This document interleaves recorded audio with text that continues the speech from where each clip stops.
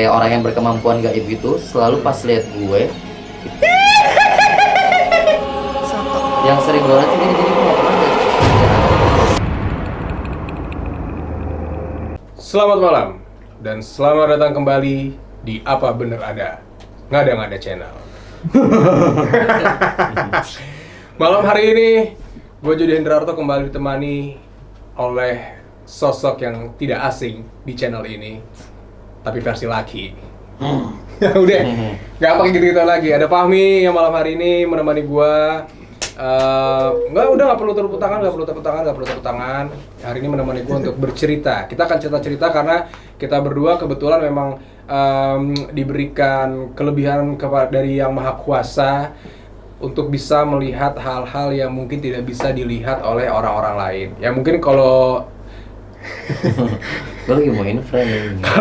kalau Fahmi itu lebih ibaratnya kalau misalnya kita ngomongin ilmu, dia tuh lebih dalam ilmunya daripada gua. Karena kalau gua tuh biasanya memang cuman sekedar ngelihat, sekedar merasakan, tapi nggak bisa berkomunikasi. Kalau Fahmi ini bisa. Aku bisa bersenggama. Bersenggama sama mau lo diperkosa sama genderuwo.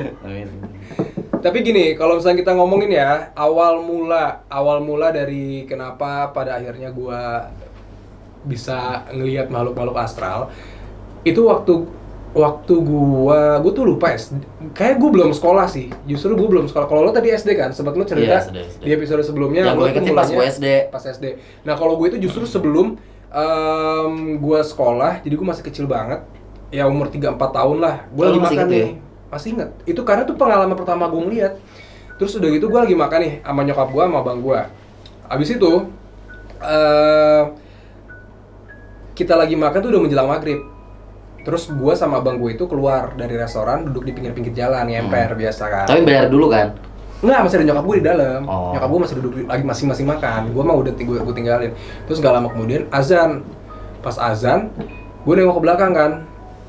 Terus tiba-tiba itu restoran dalam kondisi yang lagi sepi. Restoran lagi sepi. Bener-bener kosong, bener-bener cuma kita doang, ada customer yang mungkin ya karena udah mau tutup apa segala macem lah. Udah gitu akhirnya pas gua nengok ke belakang tuh nyokap gua di sampingnya nih, misalnya nyokap gua lagi makan di sini nih. Di sampingnya tuh ada kakek-kakek tua, tapi berdiri. Berdiri di sampingnya. Terus gua pikir kan, mama ngapain kok sama kakek? Iya, terus gua mikir kan kayak itu pelayan kan. Ngapain mama kok mesen makanan lagi? Kayak tadi kita makan udah banyak, di rumah juga nggak ada siapa-siapa, nggak ada orang. Gua kira dia mau order lagi, ya biasa pikir anak kecil kan. Ya udah segitu aja gitu. Terus udah, ya udahlah, gua hiraukan itu. Akhirnya gak lama kemudian azannya selesai, kita berdua, gua sama abang gua tuh masuk ke dalam. Gua ngomong ke nyokap gua, "Mah, mama ngapain? Mama tadi pesan makanan lagi ya?" "Enggak, mama nggak pesan makanan. Dari tadi mama sendirian kok." Gua ngejelasin gitu. Tadi ada laki-laki di belakang mama tuh siapa? Aku kira mama pesan makanan lagi. Terus nyokap gua tuh kayak yang, "Udah yuk pulang kayak yang nggak mau ngebahas gitu loh, kayak nggak mau ngebahas. Udah kan, udah akhirnya kita dulu masih banyak bajai di daerah rumah gue tuh masih banyak bajai. Kita jegat bajai, pulang biasa dengan ceria. Bajai jegat tuh ya? Iya kan, enggak dong. Bajainya lewat kita gini-giniin. Nah udah gitu pulang biasa dengan anak-anak kecil dengan cerianya masuk ke rumah, lari-lari, lepas sendal apa segala macam. Pas gue masuk ke ruang tamu, dang. Ada meja, kursi.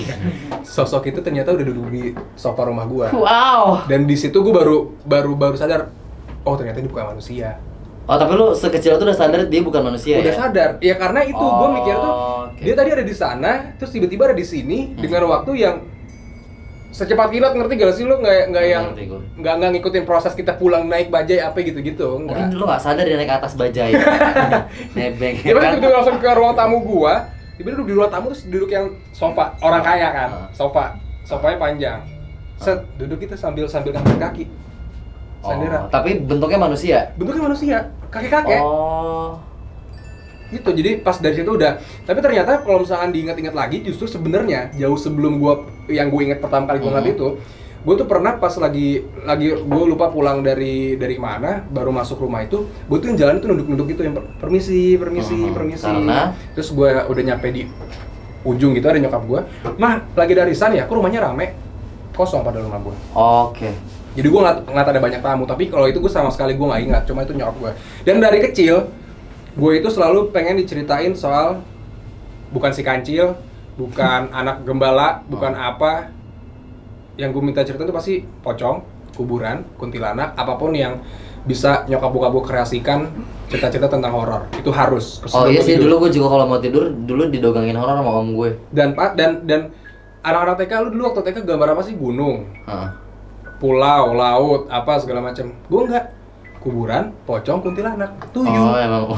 Jadi ternyata tuh apa yang kata kalau menurut nyokap gue tuh apa yang gue lihat itu yang gue tuangkan di gambar. Tapi kan gue kan dulu nggak peduli dengan gitu-gituan ya. Jadi kayak ya udahlah. Terus gue kayak pas udah gede tuh gue jadi mikir anjing gila gimana dulu nyokap gue stres gak ya punya anak kayak gue. Oh berarti akhirnya tapi nyokap bokap lo tuh tahu lo bisa. Akhirnya tahu terus akhirnya ada guru ngaji bokap gue ini manggil gue kan kayak ngajak ngobrol gitu. Kamu ini bisa kalau seandainya kamu memperdalam, mau mempertajam tuh bisa. Ntar kamu bisa komunikasi dan lain sebagainya di umur 17 tahun. Asalkan ibadah kamu kuat. Nah kan kita kan masuk ke zaman-zaman jahiliyah ya sebelum 17 tahun. SMP, SMA, apa segala macem. Ya udah, segini-gini aja kemampuan kita jadinya. Tapi gue sama kayak lo sih, karena dulu berapa banyak orang yang dibilangnya orang pintar gitu ya. Bukan dokter tapi kayak orang yang berkemampuan gaib gitu, selalu pas lihat gue itu bilang pasti ke keluarga gue kayak nih anak bisa nih ntar pas di umur 17 juga sama bilangnya. Bisa gila. Iya. Bisa begitu deh. Bisa ngelihat malu-malu, bisa komunikasi dan sebagainya. Banyak yang bilang kayak gitu juga sama kayak lo. Kalau asalkan ibadahnya nggak lepas makannya, tapi gua ya kalau anak pesantren, ibadah nggak lepas dong. Tapi super ya, Papi ini orang yang kalau ya pokoknya lah momen-momen tertentu bilang aja momen pas gua mabuk. Dia tuh tiba-tiba bisa blar ngebacain semua. Lo tuh ada masalah sama ini, lo masalah sama ini, lo gini. Ini dia nih. Wow. Hati-hati kalau mabuk sama saya. Dia masih dari mabuk baik.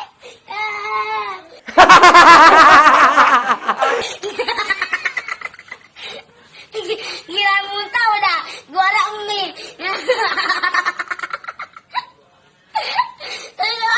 Mau tuh mau baca umberan. Semua dibacain.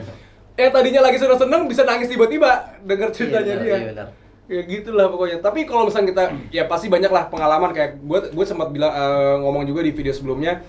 Kalau orang-orang mikir ya namanya bulan puasa setan itu banyak yang di kerangkeng lah, apalah banyak istilah lah yang waktu kita kecil kita sering dengar itu gitu. Tapi menurut gue itu hanyalah untuk orang tua supaya ngebuat kita anak-anak itu nggak takut sama makhluk-makhluk seperti itu. Atau sebenarnya menurut gue setan yang dimaksud tuh setan yang ada diri kita sendiri. Manusia, karena kita melawan hawa nafsu dan lain benar. sebagainya. Tapi gue tuh kalau cerita horor sebenarnya agak ngap tau. Ya karena kan mengundang. Iya dan waktu gua di Jogja itu kan gua ngontrak tuh ada 12 anak. Gua kira lo ngontrak 12 kamar gede juga. 12 anak 6 kamar. Jadi sekamar tuh berdua. Nah, kamar gue ini seberang-seberangan sama kamar yang paling horor lah, paling banyak masalah lah. Maksudnya paling horor ya, paling banyak masalah kayak gitu-gitunya. Udah gitu pas udah mau kontrakan ini udah mau habis masa berlakunya, akhirnya kita mau pindah ke kos masing-masing. Nah orang yang tidur di kamar bawah gue ini udah ada yang pindah, satu kamar tuh udah ada yang pindah. Tapi orang-orang masih di situ bareng-bareng dipindahin. Akhirnya teman-teman gue ini lagi naik main-main di kamar gue, pada ketiduran semua. Pas gue masuk kamar gue udah penuh nih, kasur segala macam udah nggak ada. Nggak bisa gue tidur kan. Akhirnya gue ke kamar seberang gue, kamar yang horor tadi itu, gara-gara cuma itu doang yang kosong. Cuma itu yang kosong, ada satu temen gue lagi main laptop, main games gitu kan. Di kamar itu? Terus sudah akhirnya gue rebahan dong nih, terus gue ngadep ke tembok. Jadi kasurnya tuh ininya tembok, gue ngadep ke tembok. Gue nggak ngerasa tidur sama sekali ya, tapi pas gue nengok lagi tuh temen gue udah nggak ada, bener-bener nggak ada. Tapi ternyata memang nggak ada teman lo? Gue tidur, gue tidur. Tapi gue tuh nggak ngerasa tidur sama sekali, kayak gue masih tetap bangun, masih tetap mikir apa segala macem. Terus ternyata tuh udah berjalan segitu lamanya waktu. Udah habis itu mulailah tuh gue mencoba untuk tidak tidur lagi karena gue males nih kondisi gue sendirian. Udah gitu nggak lama kemudian mulailah kerasa tuh kalau misalnya tidur kerap-kerap ya tadi kayak pernah kita bilang juga kalau misalnya kita tuh karena udah saking keseringan kerap-kerap jadi kita tuh tahu prosesnya pada saat kita mau tidur kerap-kerap tuh kayak gimana. Udah proses itu gue rasakan. Abis itu gue tuh kayak yang ngelawan gitu loh, gue jangan tidur tapi habis itu udah les tidur gak bisa gerak nih. Bagian kanan badan gue kira wah stroke nih gue, bukan kan, ternyata ketempelan. Udah baca doa apa segala macam, gue ngebalikin badan ke arah tembok, bisa, masih bisa tuh. Pas gue mau balik lagi, nggak bisa lagi, ketahan lagi di sininya, di belakang gue tuh ketahan. Set. Ada lemari kali belakang. Rasanya kan Tapi gelinding. enggak. Di samping kasur gue tuh ada ada lantai terus ada lemari. Emang lemari itu di belakang gue tidur gitu kan. Terus gue lagi gitu pas gue mau banting barang gitu akhirnya bisa di depan lemarinya Ada apa? Pucung. kuntilanak. Ini kuntilanak gini, bener-bener yang gini pas gue blak. Soto. Langsung terbang ke atas. Oh iya. Pak, gue sering Langsung banget terbang ke dari atas, kuping. cuy. Itu gue kayak orang kesurupan Tapi jadi kayak gue kayak gitu. Maksudnya gue melek tapi gue nggak bisa gerak. Terus teman gue di bawah masih ada yang bangun. Emang emosinya jadi ngamuk aja bawaannya. Kesel anjing, lagi ngantuk terus tiba-tiba begitu.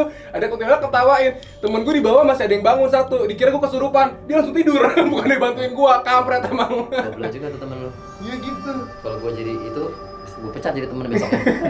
Sebenernya gue tuh gak pernah mau ikut-ikutan kayak sebelumnya acara-acara kayak gini atau acara-acara nyari setan. Gue bilang gak usah dicari juga ada Kalau sebenarnya. dibayar? Iya. Tergantung bayarannya berapa ya, gitu kan. Kalau gue sih enggak, tapi emang tuh kadang paling brengsek tuh yang paling sering godain menurut gue sejauh ini yang kebanyakan kuntil anak ya. Gue nggak ngerti kenapa ya. Iya ya, memang yang paling. Terus yang kadang paling kalau sering ketawa ngikutin. tuh nyaringnya tuh bikin kayak peng sampai lo tuh merinding gitu kan. Iya itu bener-bener yang terus terbang ke atas. Waduh. Jadi kalau gue pertama kali Kan lo pernah yang itu ada makhluk yang minta tolong tiba-tiba kamar lo. oh dipakai. iya itu kayak gitu sih. Yang bagian yang horor yang paling Oh, horor bagian yang horor. paling horor yang pernah lo alamin. Paling horor yang pernah gue alamin pertama kali ya. Itu tuh pada saat gue punya kamar di lantai 2 di rumah. Nah jadi dan ini horor banget sih karena gue baru tahu ternyata setan bisa membaca ayat suci gitu ya. Anjing gue udah ngebayangin lagi. Gue karena ini cerita yang sebenarnya juga ada beberapa orang yang pernah ngalamin juga, Iya. pernah di-share juga. Iya. Jadi gue itu pertama kali banget itu pas gue kelas berapa SMA ya? Kelas 1 atau kelas 1 SMA gue ingat banget. Itu yang bener-bener lo bisa komunikasi maksudnya. Iya, dia Apa yang ngeledekin jelas? gue, gue. Jadi gue kan dulu setiap mau tidur harus denger radio ada musiknya kan. Dan lo tahu bener kalau orang udah biasa kerap ada yang mau datang pasti lo berasa. Iya. Nah pada malam itu gue ingat banget entah kenapa mereka selalu datang di antara kalau nggak jam 2 ke jam 3 atau di antaranya lah ya. 3 malam. Itu tiba-tiba gue kayak mendusin badan gue kok berat. Itu radio, ini sumpah gue nggak bohong, itu bener kayak di film horor radio yang awalnya ada lagu tuh jadi kayak kresek gitu kan. Dan gue bodohnya jadi tepat di depan kasur gue itu jendela. Nah terus pas badan gue udah berat banget tuh ya, kresek badan gue kok gak enak. Terus pas gue madep gue gak tahu kenapa kayak ada yang manggil buat madep jendela. Tok, gue madep jendela cuy. Gue ngeliat ada sosok kuntil. Untungnya madep belakang, tapi yang paling horor adalah palanya goyang-goyang. Begini. Gini. Enggak gini. Gitu, tapi dari belakang. Tapi dari belakang. Gini. Sebenarnya gue nggak tahu itu depan atau belakang ya, karena itu kan rambut panjang sama baju segini. Jadi kalau kalian pernah lihat sosok kuntil tuh kalau yang di film-film ada tangannya, menurut gue tuh bohong. Karena biasanya mereka nggak punya tangan, cuma daster dari ujung sini sampai bawah, udah pala, rambut. Dia kasih gini lagu radio. Enggak, karena dia kesek-kesek. Oh. Demi apapun itu gue disitu udah merinding. Terus gue baca ini kan studio jadi horor. Terus gue bacaan doa. Dulu gue cuma bisa Al-Ikhlas, Al-Falaq, Anas sama Al-Fatihah. Itu doang tuh yang bisa gue baca tuh. Udah berhenti, tiba-tiba ngilang deh tuh ya. Tapi badan gue kok masih nggak bisa bergerak, radio masih kresek-kresek. Pundak kanan gue panas banget, sepanas itu. Pas gue nengok ke pundak kanan gue, demi apa itu tangan gede banget warna hitam, tangan literally di pundak gue begini. Ya kan gue mau nangis ya jadinya ya. Nggak tahu, cuma tangan doang. Kayak tangan tuh megang gini loh, tapi segede gitu tangannya. Udah itu, pokoknya tuh di situ gue udah kacau banget deh. Baca doa juga udah, nama orang ketakutan lah, baca doa juga udah gak ngaruh, gak ngefek. Udah lagi, terus itu kuntil datang lagi. Tapi kali ini ngeliatin mukanya, untungnya mukanya gak serem. Jadi matanya sipit, tapi kulitnya biru. Kayak orang-orang kurang oksigen gitu. Biru. Itu lo birunya biru avatar apa gimana? Biru avatar tapi lebih muda. Biru bengep. Iya, biru lah, gue susah biru muda gitu. Pucet kali ya mungkin ya. Matanya sipit, rambutnya berubah jadi pendek. Entah mungkin dia menampilkan sosoknya nggak serem kali ya. Atau mungkin ya sosok terakhir dia sebelum meninggal kali. Ya mungkin. Nah terus gue bacain doa. Masa dia malah geleng-geleng kepala. Terus lo tau gak dia bilang apa? Baca aja terus. Terus? Wah disitu gue mau meninggal sih, Nyet. Gue cuma bisa kayak melek, terus gue nangis. Ih, gue berani ngebatin Kelar hancur. berhenti, gue buka pintu, kabur, gue ke kamar emak gue nangis. Habis itu besoknya gue pindah kamar, gue gak mau lagi di atas. Pindah ke kamar bawah, sama aja rupanya.